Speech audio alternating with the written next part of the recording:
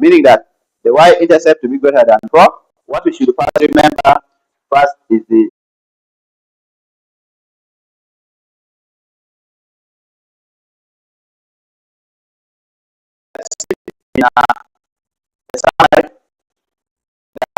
variant of explanation from getting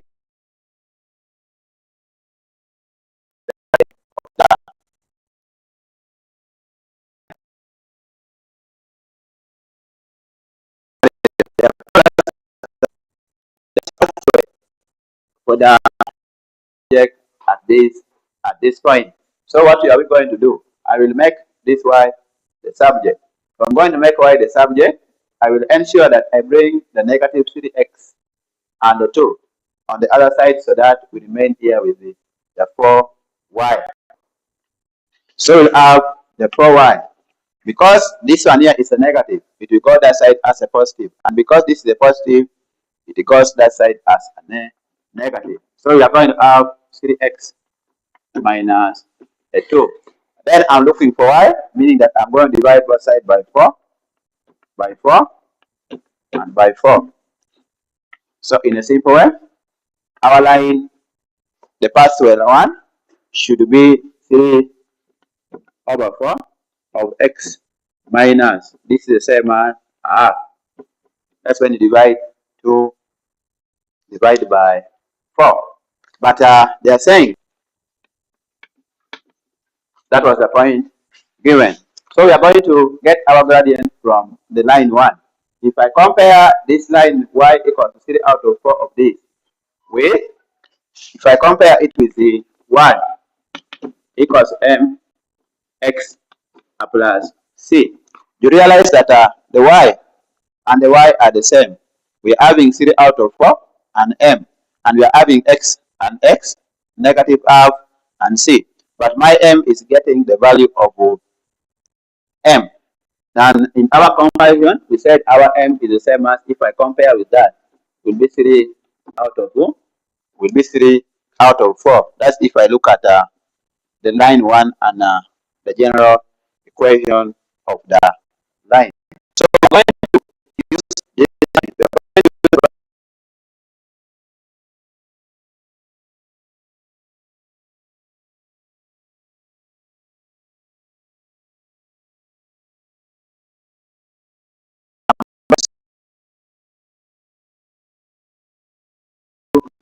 Mx plus c. Where there's y, I will put my 5. Where there's m, I put the 3 out of 4. Where there's x, I put the 8. And where there is c, it is what we are looking for. So we are going to say this is 5 equals our m, that was 3 out of 4, times our x, which is the same as c. So you will discover that for the case of this part, this one can cross, so that this one give us a 2. So in a simple way, we are going to add in 5 equals 2, because we said this one here has crossed. So if it has crossed, this is the 2. So we are going to have 3 times the 2, which is there, give us a 6. That is a plus c. Then we find the value of c. The value of c is going to be 5 minus 6 equals to c, where our c will give us negative 1.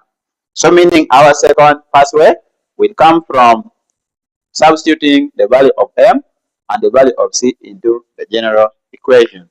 So we are going to have y equals to, where there's m, I put 3 out of 4 of x, a plus, where there's c, I put negative 1.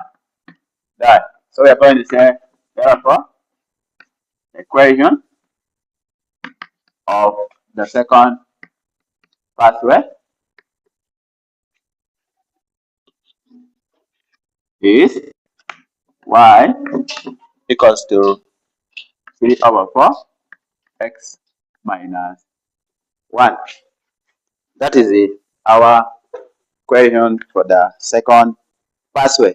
And they are saying the school compound is also trying to make the third pathway. They have said that our third pathway should be perpendicular to the first, they're saying the third pathway should be perpendicular to the first pathway. We said that the only thing that will make this parallel and perpendicular difference is that the other one there, it is we separate them based on the gradient. Meaning that if the third line, if the third pathway is perpendicular to the first pathway, its gradient is given by -1 divided by the gradient of the first pathway. Where we said the gradient of the first pathway, that is the M1. Forget the M1. So I'm going to say for the third pathway,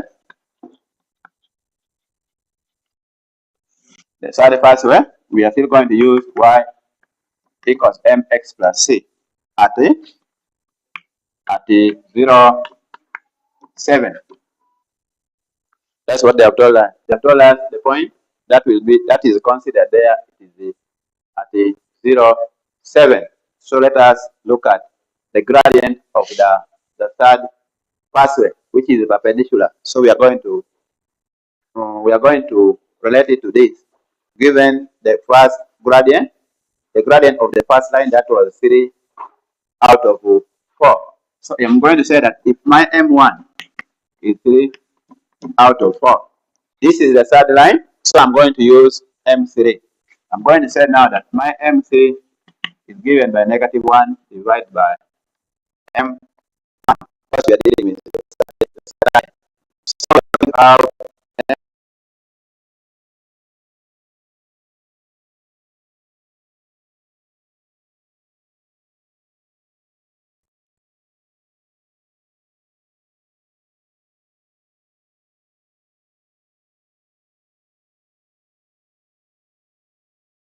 you divide that, so we are now going to use the gradient and the point again. The same way,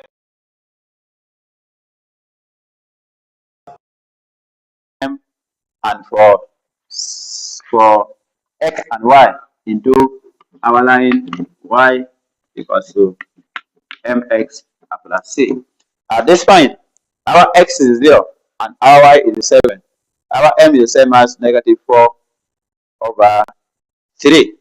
We put this is going to be 7 equals to -4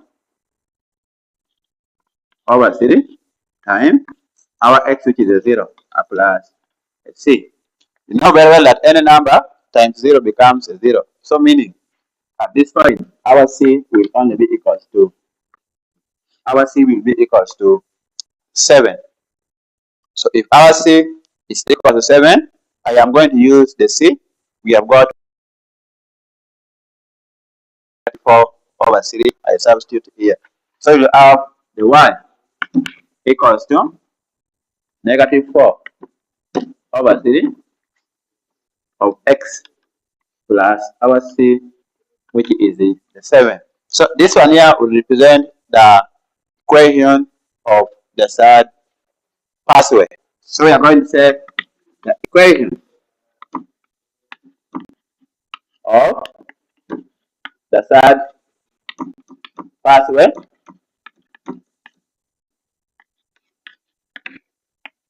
is y equals to -4 over 3 of x plus 7. So when you go back to the 0, 7, and the club will put it only if step is greater than 4. That the club will only put the third pathway if its y-intercept is greater than 4. I remember when we are starting, I gave the general equation of a line, and we said that the value of c, it is the one that is given by the y-intercept. So I'm going to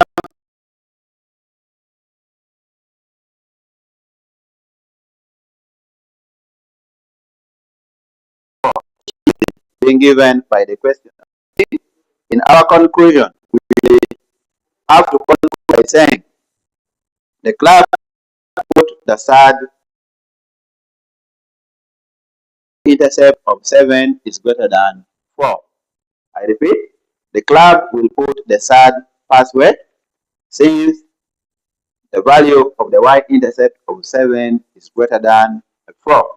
So that is it concerning the first part, that is part A of that item. Then for part B, they are saying we should help the patron to know how much each set and each ruler will cost. Remember, I told you before that we are also going to be having an application of simultaneous equation. And when you look at the part B, you realize that it is an application of the simultaneous equation, whereby we are supposed to go and get the value of the sum of each item, that is a set and a ruler.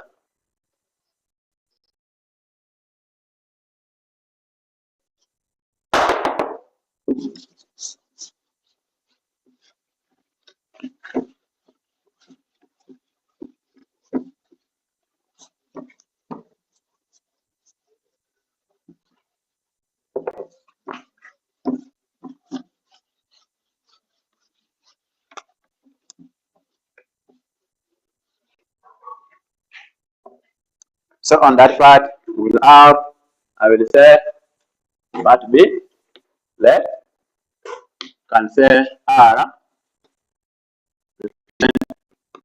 let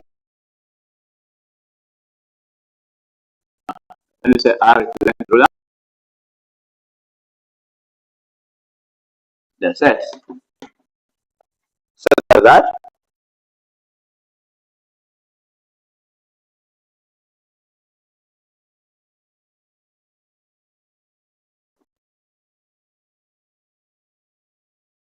was given in shillings.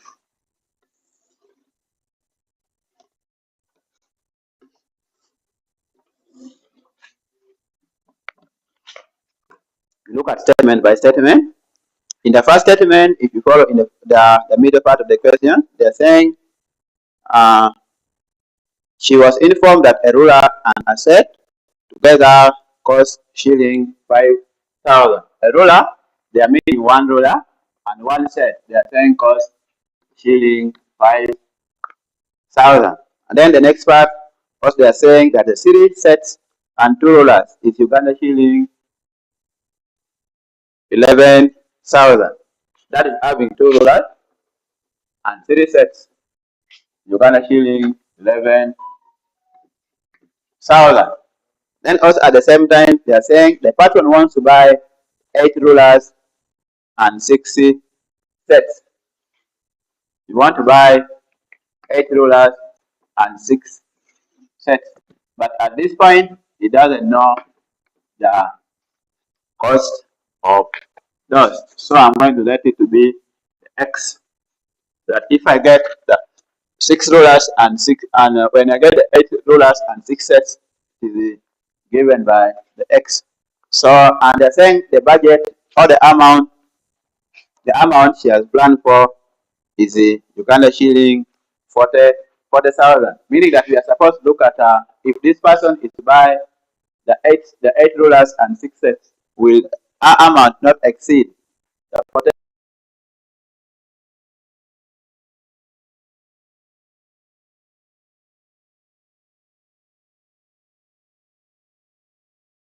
That is the first equation.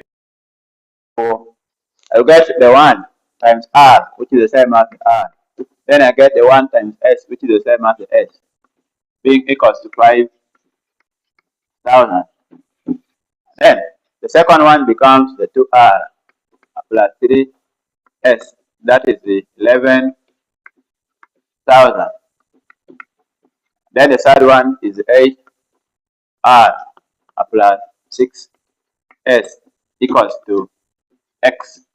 This third equation is what going to help us in making the decision. So I'm going to solve equation 2 and equation 1 simultaneously by using any of the method. We know the methods of solving the equation very well. Someone can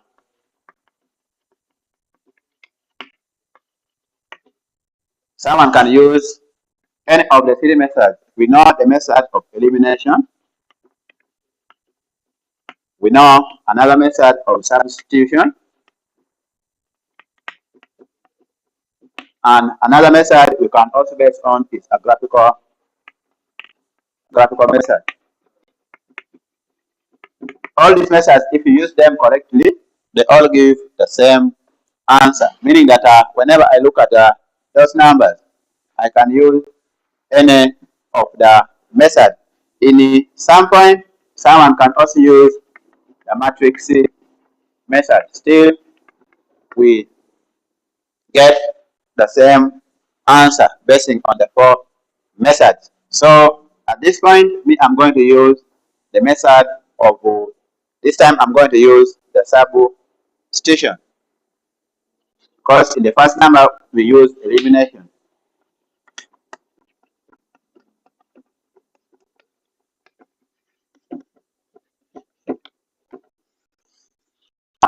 The method of substitution, uh, one subject from any equation. Like if I come in equation one, I can easily go and make S or R the subject, and then I come and substitute for those variables in equation 2. So if I say from 1, I want to make my R the subject. That is by taking S the other side. So we are going to have the 5,000 minus the S. Meaning that the R we have made the subject, I am going to substitute into equation 2 by putting in where I'm seeing the R. So if I come and say into 2, our 2 is the same as 2R plus 3.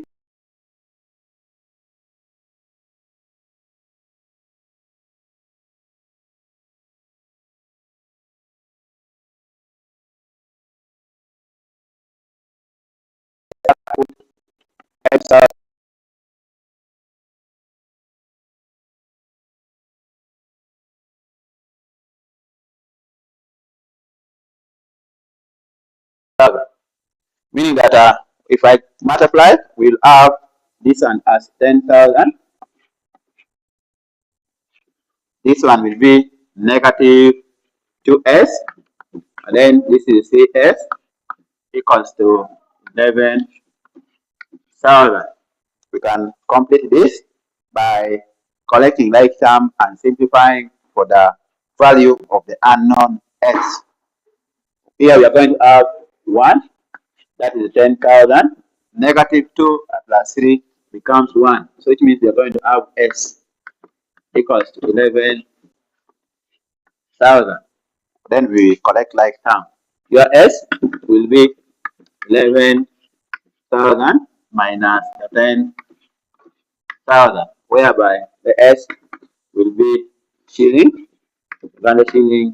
That master, am I supposed to use one method or? Yes, I said out of these four methods, someone you just pick the one which you are comfortable with. Like for me, I've taken the substitution because we use elimination in the first number. Another person may come and use the graphical method, and then another person can also use the matrix method. But we don't use all the four, or we don't use all the any of the two. We use only one from that part. So our R here will be shilling, will be Uganda shilling for 4,000. So we go back to our question. In question part B, they are saying help the patron to know the amount, to know how much each set and each ruler will cost. Not how much each set and each ruler will cost. So basing on our calculation, you realize that the set is for 1,000, and the ruler here, that's the value of R, is for 4,000. So we are going to say therefore each ruler will cost shilling 4,000, and a set is the shilling 1,000. So they are telling us again down here, they are saying, will our budget be enough for the items he wants to buy? Remember, she wants to buy $8.60 and they're saying that out of all those, she's only having amount of Uganda shilling 40,000, which means basing on our amount for each ruler and the amount for each set, we are going to see if the budget of what she wants to buy exceeds the total amount or the total money she is having. I am going to use the static expression that was noted by the letter X.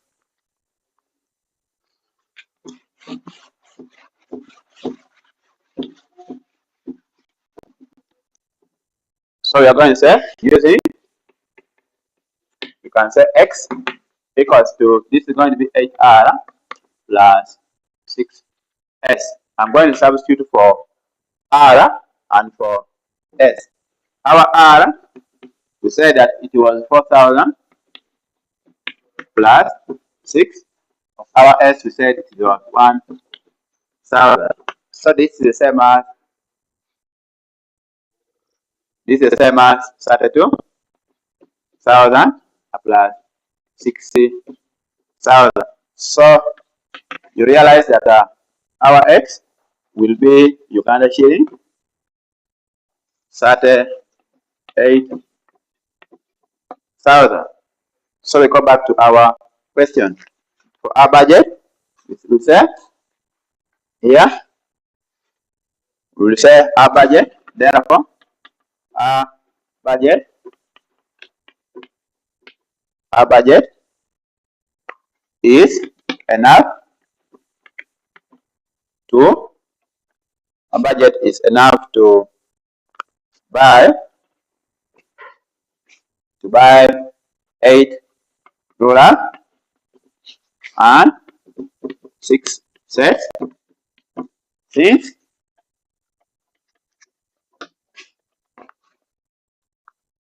the total amount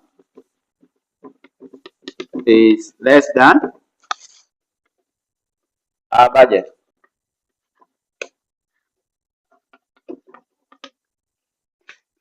So this is our part C.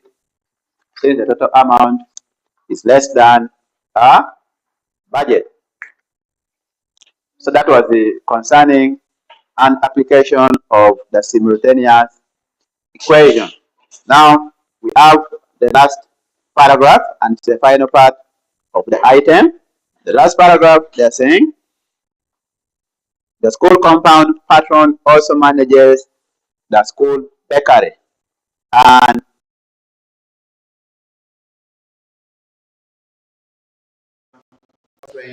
on a graph. The bakery produces two types of bread that is given by a loaves and the buns. Each loaf and 1,000. The bakery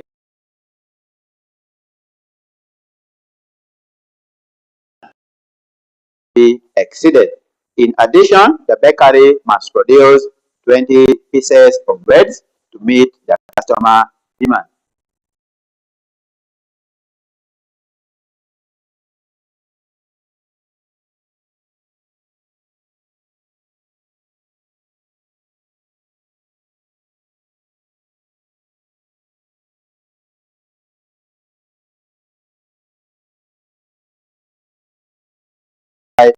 The condition. So you realize that the region that will satisfy the condition will be the region that will be represented by the unshaded part of the graph. So I am going to first of all look at the inequality constraint for each of the part. That is for the amount and the number of bread.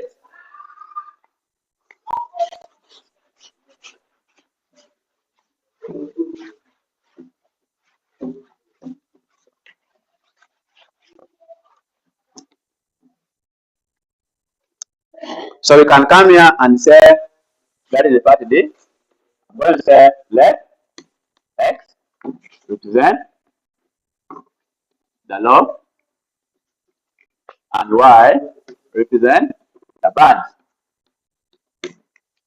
That meaning that in the first part, I'm going to get the constraint for the amount.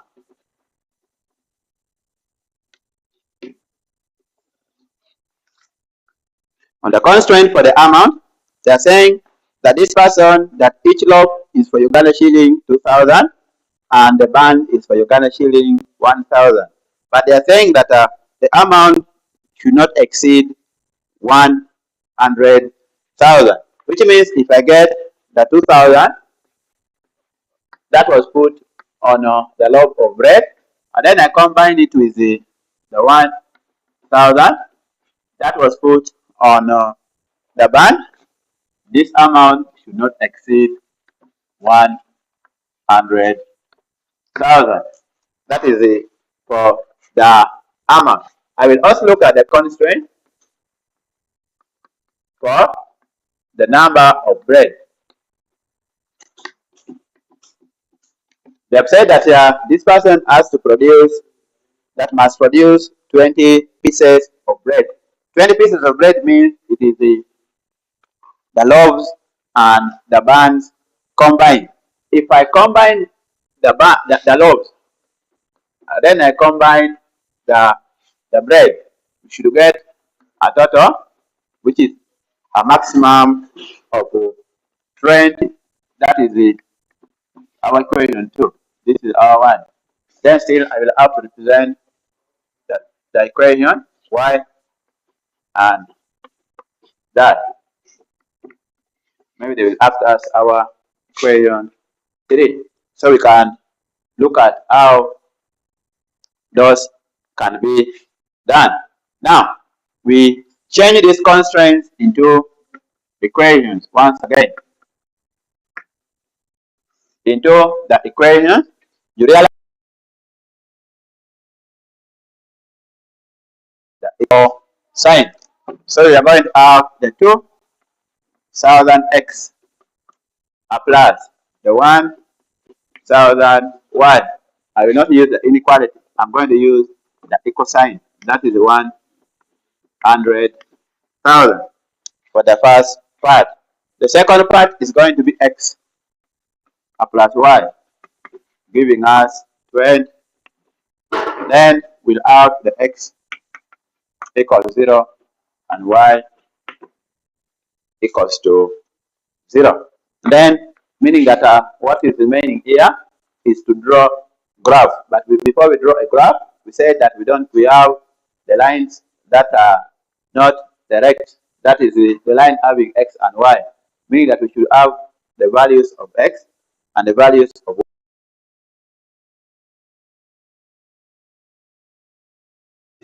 The line 2,000x plus 1,000y equals to 100,000 by obtaining the coordinate.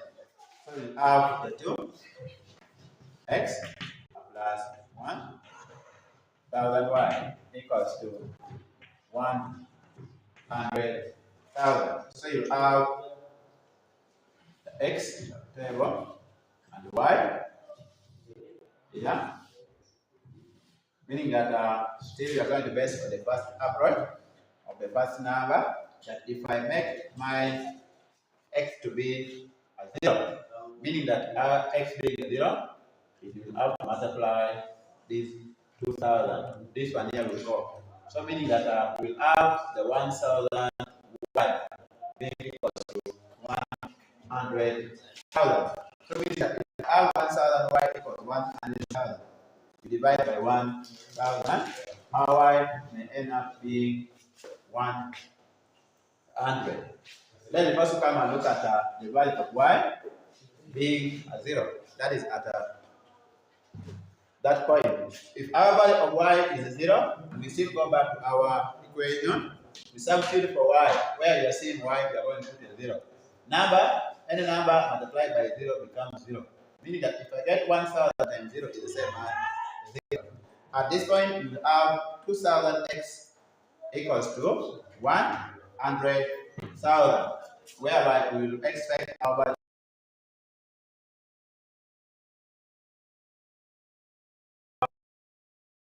coordinates. So we obtain them here. We say this is the same as 0, 1, 100. Then you have 50, 0. That is for the first line. We also come to the second line. X plus y equals to 20. We put in our values also in the table. X, y.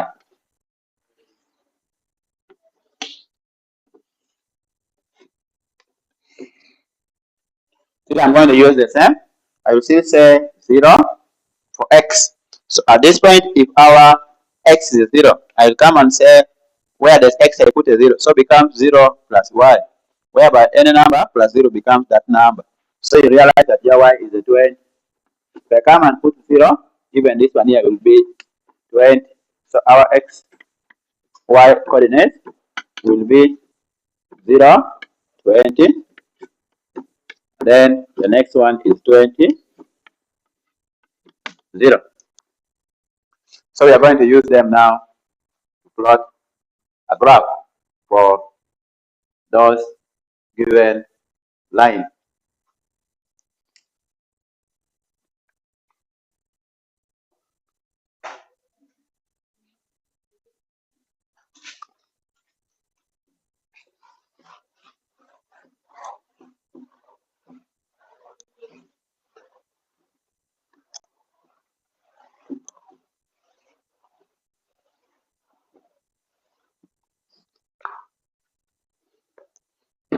So this is my graph.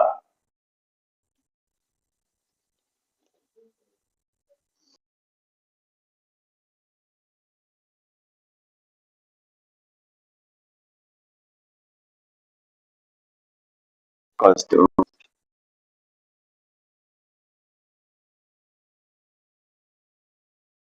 this, even this. Then now we can come and based on our two main line, that was 2000 x plus 1000 y. That was the inequality was less than or equals to 100,000. And the points we are going to plot is the 0, 100, and 50, 0. So here, someone still may use the scale of, since we are dealing with a direct point, I will use a scale of 10. So meaning that I can say this is 20, 40, 60, 80. Then you have your 100. Same thing, you can put here negative. Then this is negative. Oh no.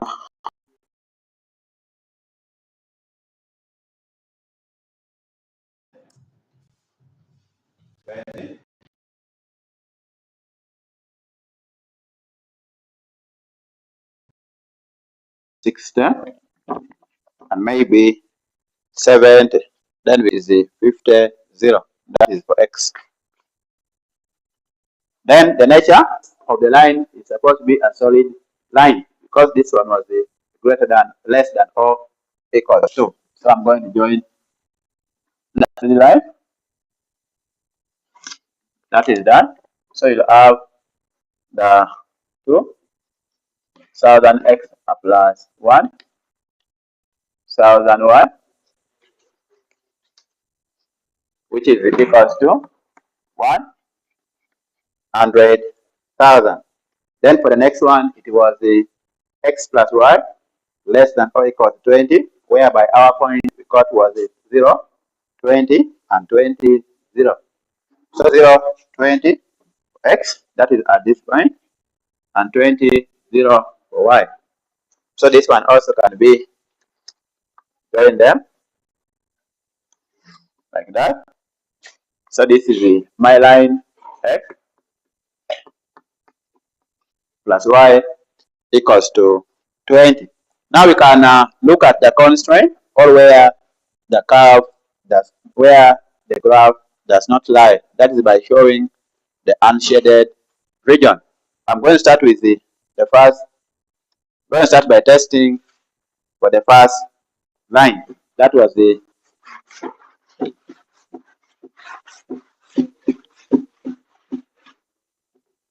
test for the first line. You're going to test testing.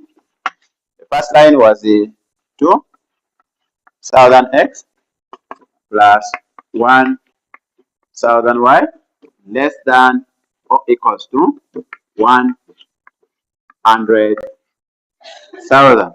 Said before that whenever we are testing, we have to go to the line, whereby this is our line we are testing for. So on this line, we are going to pick any point that is either on the left or on the right. Maybe I can say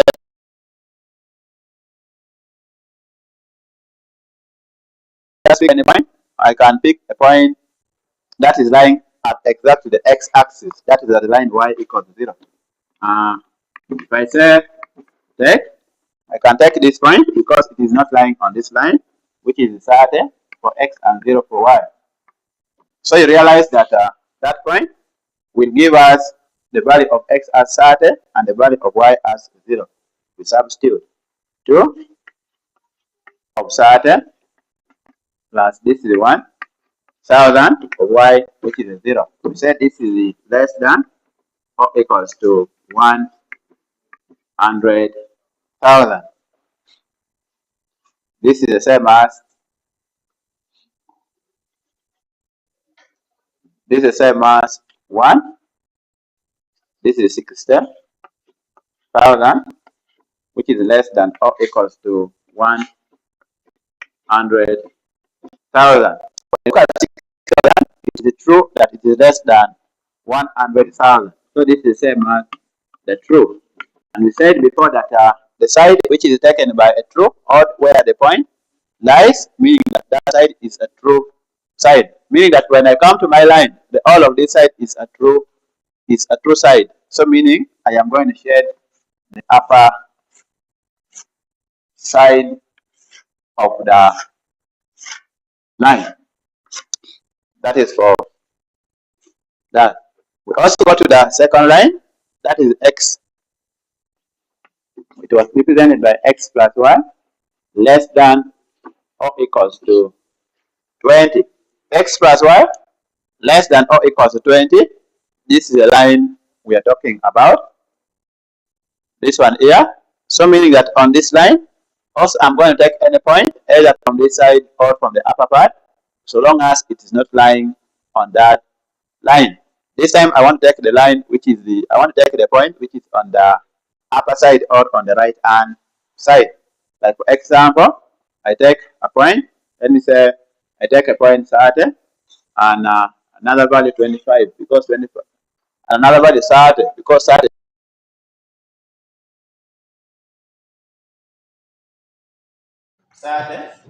on x and 30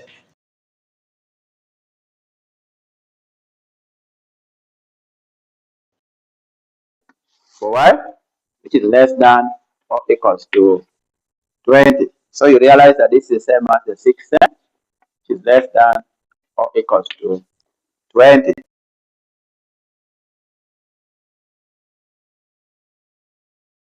Or equal to 20, but is greater than 20, which means the condition is not true. This condition is the false. So meaning that since the condition is a false, we say that whenever the testing is a false, we shade on the side where the point is taken from. Meaning that at this point,